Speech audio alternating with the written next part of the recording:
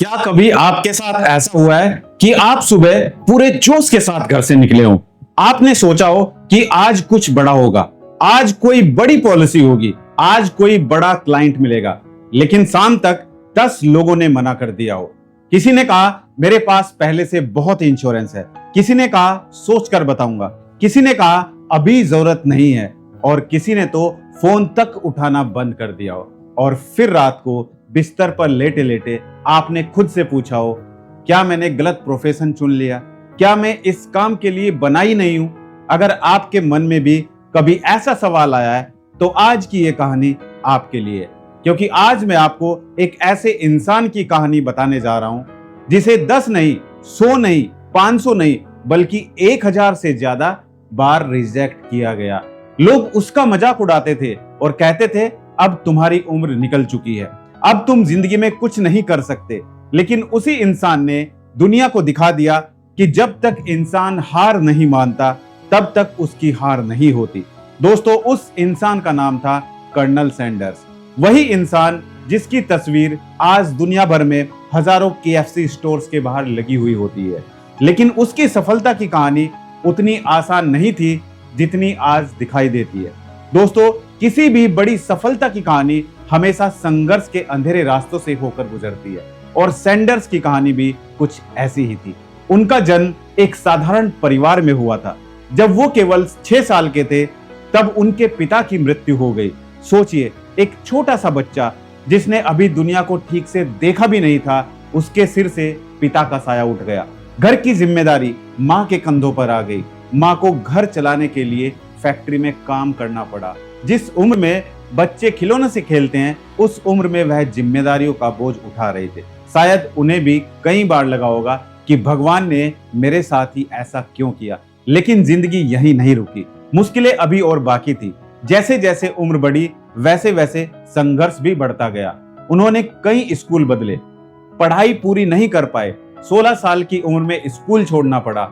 अब जरा खुद से पूछिए, अगर आज किसी इंश्योरेंस एडवाइजर को 10 क्लाइंट मना कर दें तो वह कितना परेशान हो जाता है। लेकिन यहाँ एक लड़का था जिसके पास डिग्री नहीं थी, पैसा नहीं था, कोई बड़ा पारिवारिक बैकग्राउंड नहीं था, कोई गॉडफादर नहीं था, फिर भी उसने हार नहीं मानी। उन्होंने जीवन में दर्जनों नौकरियां की, कभी रेलवे में नौकरी की, कभी सेल्स का काम किया। और दोस्तों, सेल्स का दर्द क्या होता है, रिजेक्शन क्या होता है, लोगों का ना कहना क्या होता है, यह वह बहुत अच्छी तरह समझते थे। लेकिन एक के बाद एक नौकरी छूटती गई। कहीं झगड़ा हो गया, कहीं काम नहीं चला, कहीं परिस्थितियां खराब हो गई, और देखते ही देखते उनकी जिंदगी असफलताओं का एक लंबा सिलसिला बन गई। सोचिए, अगर उस समय सोशल मीडिया होता तो शायद लोग उन्हें फेलियर कहकर मजाक उड़ाते। एक दिन उन्होंने सड़क किनारे एक छोटा सा सर्विस स्टेशन शुरू किया। वहां आने वाले यात्रियों को वह खाना भी खिलाने लगते थे। उन्हें खाना बनाना बचपन से आता था। लोग उनके बनाए हुए चिकन की तारीफ करने लगे। धीरे धीरे उनकी रेसिपी लोकप्रिय होने लगी।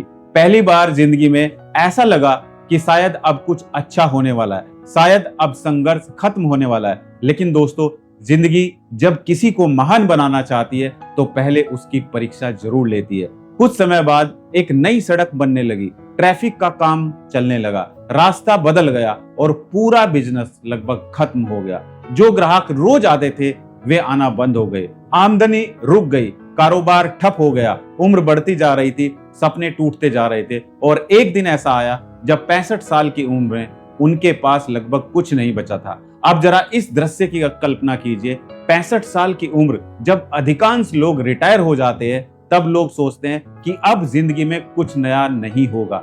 तब सैंडर्स के पास केवल एक छोटी सी सरकारी पेंशन थी और भविष्य बिल्कुल अंधेरा दिखाई दे रहा था। उन्हें लगा कि शायद जिंदगी खत्म हो गई, शायद अब कुछ नहीं हो सकता, शायद अब हार मान लेनी चाहिए। दोस्तों, क्या आपने भी कभी ऐसा महसूस किया है? क्या कभी ऐसा लगा है कि अब आगे कुछ नहीं होगा? अगर लगा हो तो कमेंट में यस जरूर लिखिए, क्योंकि आज की कहानी शायद आपके लिए ही है। कहा जाता है कि उसी दौर में उनके मन में हार मानने का विचार आया, लेकिन फिर उन्होंने खुद से एक सवाल पूछा, क्या मेरे पास अभी भी कुछ ऐसा है जो दुनिया को दे सकता हूं? और जवाब था हाँ, मेरे पास मेरी चिकन रेसिपी है। बस दोस्तों, यहीं से कहानी बदलनी शुरू हुई। यहीं से वो मोड़ आया जहां अधिकांश लोग हार मान लेते हैं, लेकिन कुछ लोग इतिहास लिखने का फैसला करते हैं। उन्होंने अपनी रेसिपी उठाई, अपनी पुरानी कार उठाई और निकल पड़े लोगों को अपनी रेसिपी बेचने। वह एक छोटे छोटे रेस्टोरेंट के पास जाते, मालिक से मिलते, अपनी रेसिपी बताते और कहते, अगर आपका फायदा हो तो मुझे थोड़ा कमीशन दे देना। सुनने में आसान लगता है, लेकिन असलियत बहुत दर्दनाक थी। पहले रेस्टोरेंट ने मना कर दिया, दूसरे ने भी मना कर दिया, तीसरे ने भी, चौथे ने भी, पांचवें ने भी, 10वें ने भी मना कर दिया, 50वें ने भी मना कर दिया, 100वें ने भी मना कर दिया। और दोस्तों, यही वह वजह है जहां मैं चाहता हूं कि हर इंश्योरेंस एडवाइजर ध्यान से सुने, क्योंकि जिस दर्द से आप आज गुजर रहे हैं, उसी दर्द से वो इंसान भी गुजर रहा था। जब कोई क्लाइंट आपको कहता है मुझे जरूरत नहीं है, तब कोई कहता है मेरे पास पहले से बहुत इंश्योरेंस है। जब कोई कहता है बाद में बात करेंगे, तब आपको लगता है कि रिजेक्शन केवल आपके साथ हो रहा है। लेकिन सच ये है कि दुनिया का हर सफल इंसान रिजेक्शन की आग से होकर गुजर रहा है। कर्नल सैंडर्स को एक दो नहीं, दर्जनों नहीं, सैकड़ों बार रिजेक्ट किया गया, फिर भी वह अगला दरवाजा खटखटाते रहे, अगला मौका तलाशते रहे, अगली उम्मीद खोजते रहे, क्योंकि उन्हें पता था कि अगर मैं रुक गया तो कहानी यहीं खत्म हो जाएगी, लेकिन अगर मैं चलता रहा तो शायद कहीं ना कहीं एक दरवाजा जरूर खुलेगा। और दोस्तों, यही वो हिस्सा है जहां अधिकांश लोग अपनी जिंदगी की सबसे बड़ी गलती कर बैठते हैं। वे मंजिल से नहीं हारते, वे इंतजार से हार जाते हैं, वे मेहनत से हार जाते हैं, वे रिजेक्शन से हार जाते हैं। और शायद यही वजह है कि दुनिया में सफल लोगों की संख्या कम है और हार मानने वालों की संख्या ज्यादा है। कर्नल सैंडर्स अपनी पुरानी कार में सफर करते थे, कई बार कार में ही सो जाते थे, कई बार उनके पास होटल में रुकने तक के पैसे नहीं होते थे। दिन भर एक रेस्टोरेंट से दूसरे रेस्टोरेंट जाते थे, अपनी रेसिपी बताते थे, उम्मीद लेकर जाते थे और निराश होकर लौटते थे, लेकिन अगले दिन फिर निकल पड़ते थे। सोचिए, 65 साल की उम्र में जब अधिकांश लोग कहते हैं कि अब बहुत देर हो चुकी है, तब ये आदमी नई शुरुआत कर रहा था। और अब मैं आपसे एक सवाल पूछना चाहता हूं, अगर आज आपके पास 10 क्लाइंट ने मना कर दिया, तो क्या आपकी जिंदगी खत्म हो गई? अगर इस महीने आपकी टारगेट पूरी नहीं हुई, तो क्या आपका करियर खत्म हो गया? अगर एक पॉलिसी नहीं हुई, तो क्या आपका भविष्य खत्म हो गया? नहीं दोस्तों, बिल्कुल नहीं। लेकिन जब तक लगातार रिजेक्शन सुनते हैं, तो हमारा दिमाग हमें वही विश्वास दिलाने लगता है। एक दिन, 2 दिन, 1 हफ्ता, 1 महीना, फिर कई महीने बीत गए, लेकिन सैंडर्स चलते रहे। और फिर वह आंकड़ा आया जिसे सुनकर आज भी दुनिया हैरान हो जाती है।